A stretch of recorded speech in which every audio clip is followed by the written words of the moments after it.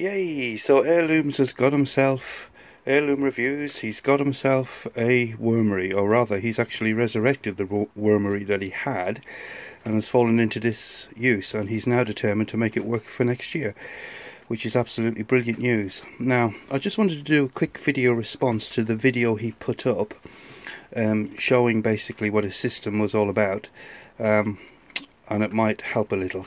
So this is the base of my stackable Wormery, and as you can see there's a tray here and a tray here.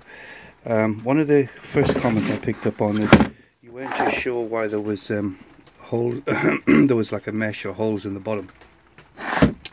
But the reason is, it's because it's these are quite a clever but simple design, and it's the same tray setup. Now yours has got proper legs, I noticed here.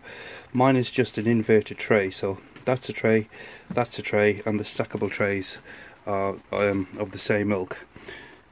I suppose it saves in production costs or whatever. So that's the reason you'll see mesh at the bottom. Now my bottom is secured to the sump tray with two little bolts, one there and one in the opposite corner. So tiny little bolts, but they do the job, because as you can see it doesn't come apart. Now apologies for this shaky video, but this is actually the third time I've made this video. I set it up on a tripod so there wouldn't be any shaking and all the rest of it, and my phone corrupted the video. I tried it a second time a few hours later after making about 4 more videos, family video stuff, which were all perfect, and it corrupted again. So this is the third time I'm outside in the dark, and it's whatever it is, it is. Now this is the tray which has your sump in it, and the tap, which is just held on with a little nut at the back. So if we loosen that up and take the tap off, you'll see that if you look at yours, this is basically the roof. So it's the same piece of plastic that forms the roof. There's a tray, normal tray, but it's got a hole in the front, and this hole in the roof lines up. So they've just inverted the roof. See what I mean about simple but clever design? And that forms your sump. Now let me put the tap back first before I mention the sump. So the tap, again, it's very simple. It's just it's got a little piece of hardened rubber there, and you need to hand tighten it. But hold on one second. Okay, I just needed to get that started. You need to hand tighten this, but get that straight.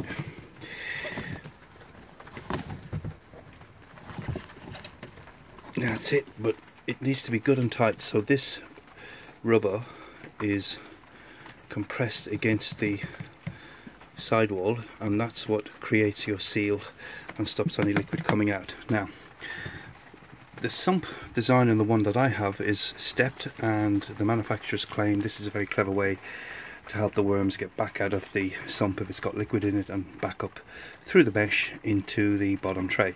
I don't personally think that that's going to work, or it's not going to work very well, because if you imagine this level, if you imagine a line of leachate from there to there, this is actually relatively deep if you're a worm, and if you haven't emptied your sump tray in a couple of weeks and that's a thick gooey mess, worms can't swim. So if the worms drop into that, I think it's highly unlikely, if it's pure liquid, they're going to get out. So what I always do with my sumps is I chuck a little bit of shredded cardboard in there. You don't need to worry too much about wetting it down, because if you will have a certain amount of leachate come out of these small bins, it just can't be helped. So the cardboard will help absorb the leachate, but any worms dropping down from the bottom tray have got a bit of bedding to find a bit of a sort of a refuge in, and if you check your sump once a week, you'll be very easily able to pick out any worms from it. So that's your stand, your sump, and now we'll have a look at the first tray. So that's the first tray. get that into focus. Now with this type of bin, I always recommend, or I personally always do, and I would recommend to anybody who asks the question, to run any food going into this through a blender if you have one, or chop it up very, very small, because this bin is quite small really, and you really don't want foodstuffs hanging around in it. If it's indoors, it will definitely attract fruit flies, or it could go off quite quickly for the worms. So you want the worms to digest the food as quickly as possible, and the smaller you make the foodstuffs you add to this type of bin, the quicker they'll be able to do so. So, and it's just like you described, once this first bin is full to about here, you then sit your next bin on top, and the worms will finish off whatever foodstuffs in this bin, and then they'll work their way up through the mesh into the second bin, which is sitting on top. There will definitely be some stragglers in this bin. There'll probably be cocoons, so they'll hatch over time, and it'll be a couple of months probably before you get to your third bin, which will give any cocoons in here plenty of time to hatch and work their way up to the second bin. So the idea is, once you're working your third bin, you'll actually be able to remove the first bin, and it'll be pretty much finished vermicompost. Your top tray or top bin will then become your bottom bin, and the process just continues over.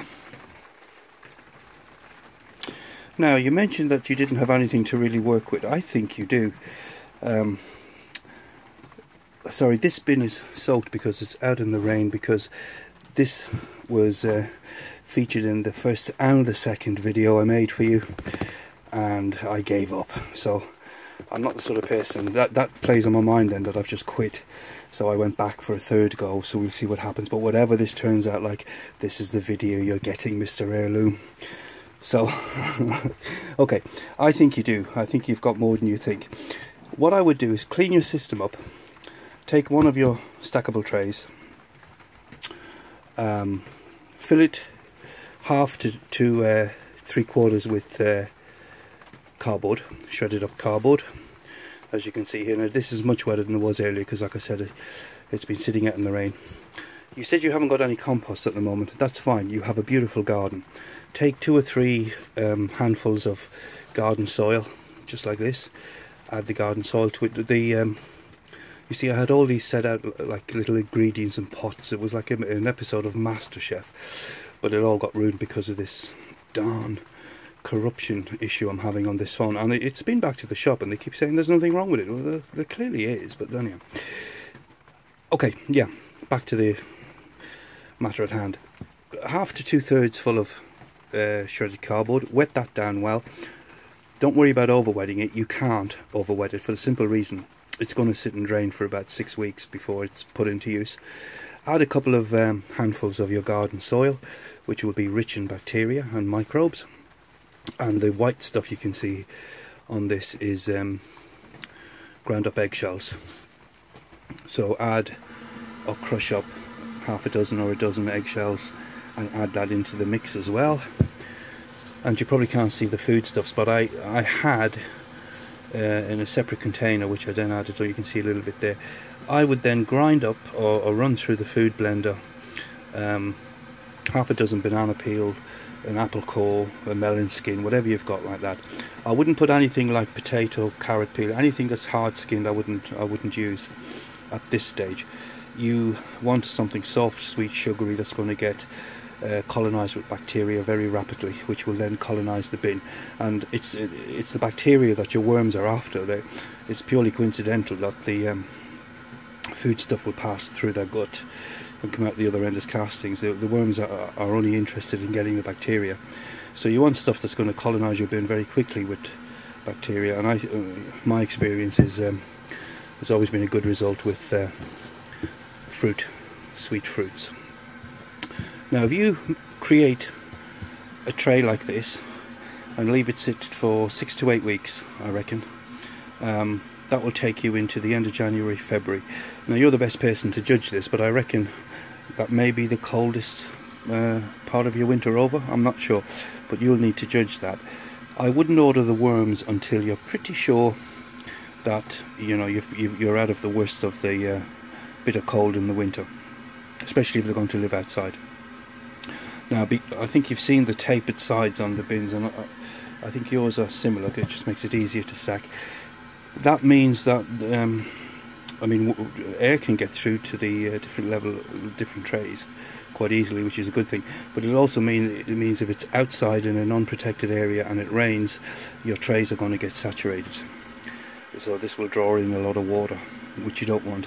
So if your bin is going to live outside with the roof on, make sure it's in a protected area under cover somehow.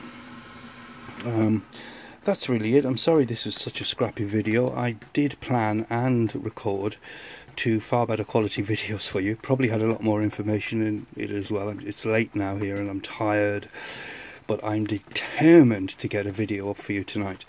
So it is what it is. I'm looking forward to getting more updates from you, my friend, and so are a lot of our mutual subscribers, I'm sure.